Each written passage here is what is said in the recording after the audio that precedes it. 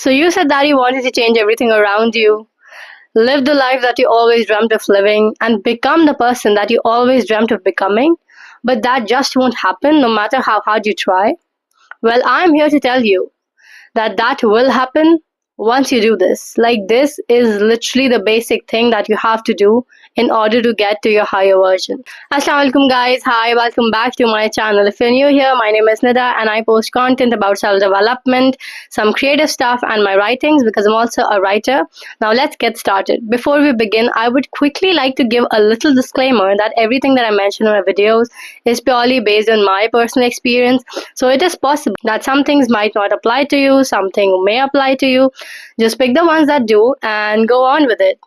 Now, I really want to discuss about the initial stage of change. Like, when we say that we want to change ourselves and we want to change our realities and everything, there is this basic thing that we have to do no matter what in order to even change in the slightest bit.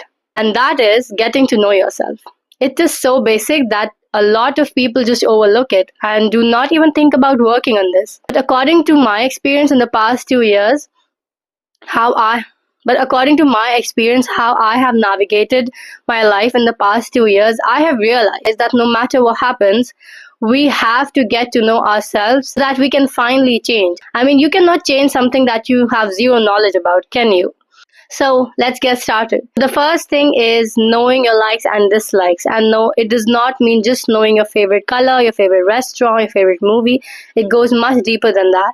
It's about knowing the behaviors that you don't like in people or in yourself, the situations that you don't like or like being in, and the people that you do not like being around. This will help you in getting to know the triggers that you have around certain people. Like, why do you get irritated around a certain group of people, or why certain situations make you angry? The next thing is knowing what makes you happy. This is very simple, but as we grow old, we just forget about it. We do not think about it that much. I mean, as a child, we always know what makes us happy. I think it's very easy as a child to recognize things that make us happy. For example, we can like a candy and that will make us happy, or a certain cartoon will make us happy. But I think as we grow old, we just don't pay attention to it anymore. So we start to lose touch with ourselves. So this is about going back to your childhood and figuring out the things that make you happy. I think this will help you to move on from difficult situations. For example, when you're feeling extremely sad, instead of listening to sad music or reading sad poetry, you can try going back to the things that make you happy, like maybe painting or going for a walk, sitting in a park, etc., etc. The third thing that you have to do is knowing why you act a certain way. Because I know there are times when we act a certain way and afterwards we realize, wait, why did I react like that? Or why did I say that? We just regret it. But when we realize why we are acting like that, we are able to calm ourselves.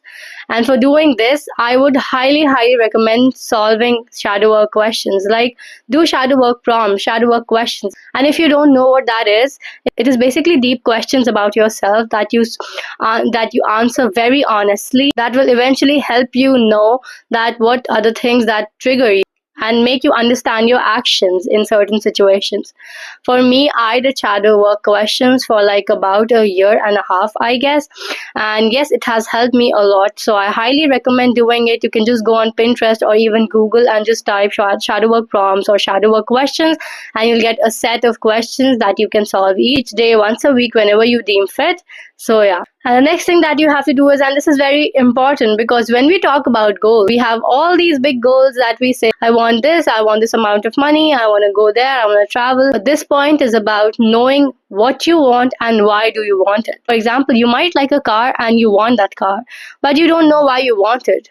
I don't think that it is possible for you to get it because you do not know why it is important to you. And so knowing what you want and why do you want it will help you understand patterns about your behavior and your mind. Because I think every individual like things that hold certain characteristics. Like, whatever we like in every aspect of our life will have certain characteristics. That is the reason we like them. Now, the last thing is healing. And it is not something that you have to constantly do. But yeah, doing the things that I've mentioned will help you a lot with it, because I know every person has some kind of trauma, whether big or small. There are certain issues that we have, maybe it's trust issues in friendships or other things. But eventually, after you have done everything and you've finally created a safe space for yourself, you will finally start to heal. And one thing that I have noticed is when you start healing is that the playfulness returns. Like, you are able to laugh easily, small things make you happy. Whenever difficult situations come, you do not panic and you do not have like an anxiety attack, but you're able to deal with it in a systematic and strategic manner. So yeah, that is it for today's video. I hope this video was helpful to you. Let me know in the comments what you think about it. And yeah, I'll see you in the next one. Stay safe.